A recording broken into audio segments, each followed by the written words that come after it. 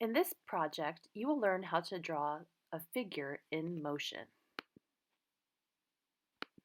We have learned that Renaissance artists studied the inside of the body, including bones and muscles, to draw the outside of the body accurately. When we learned this, we drew a body standing straight up and down. This example is Aiden's, and he did a great job showing how the body can be divided into 8 heads from head to toe. And also in Marco's, we can see the divisions of the body based on the skeleton. But what if we wanted to draw a figure showing motion, not standing straight up and down? In these examples by Justina and Greg, you can see a figure riding a bike, a figure playing baseball. These are more natural figures, and we, in this lesson, will learn how to use a few different tricks that artists use to draw a figure that is moving or that is in motion. The 4 tricks that we will use are the 8 divisions of the body, which you guys already know. We did that last week for our other project. We will also learn about gesture lines, negative space, and contrapposto, something that is also known as counterbalance.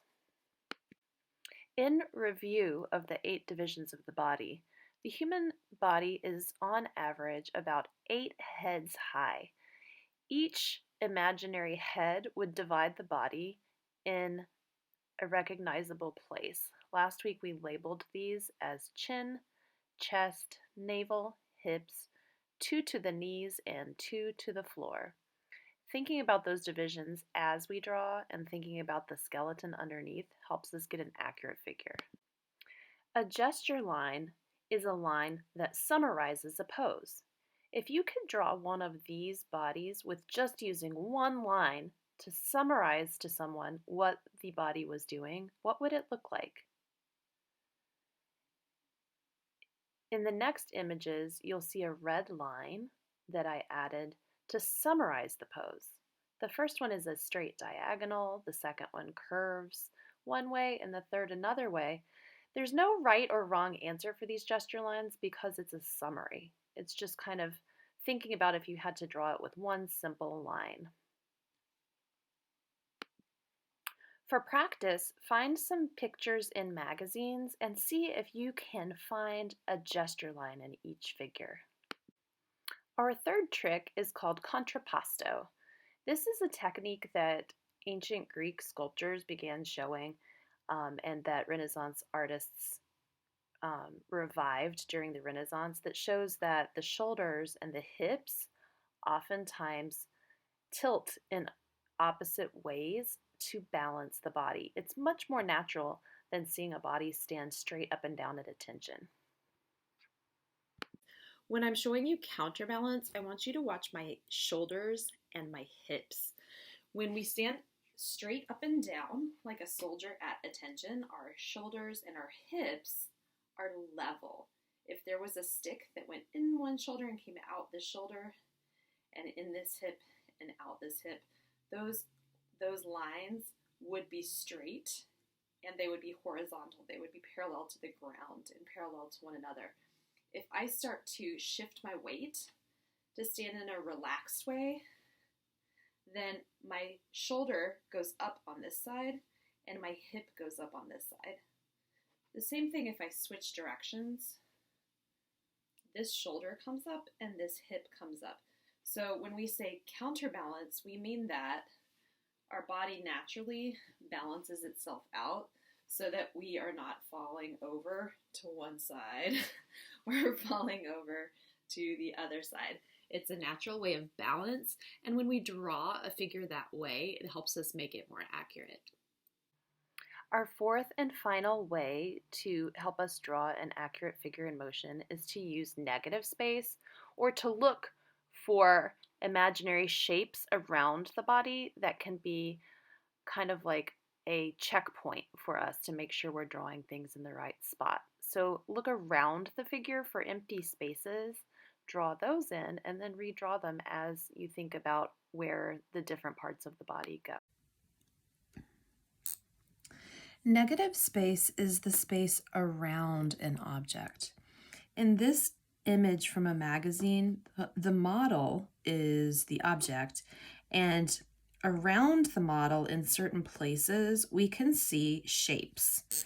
Those shapes are the negative space. For example, here, between her face and her hand, I can see a shape that's a little bit like a kite.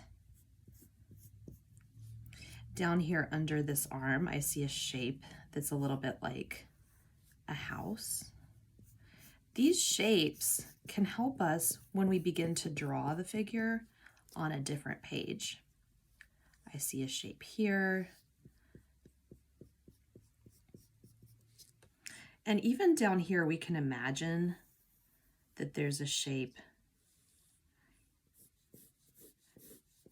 of a triangle between her front leg and her leg that extends back.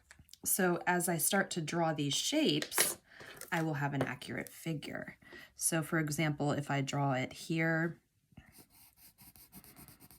I could start with the shape that I see between her head and her hand, and then I could do the shape that I see under that front arm. And then I know where her arm is, and I know where the side of her face is. Then when I start to do the shape of the house,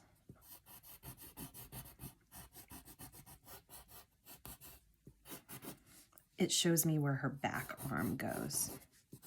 So here's the shape, here's her arm. And then we know where the top of this leg is because of this line.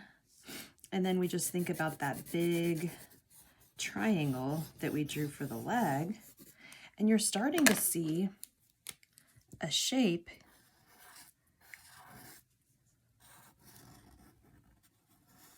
that accurately shows this body's position as it is in motion.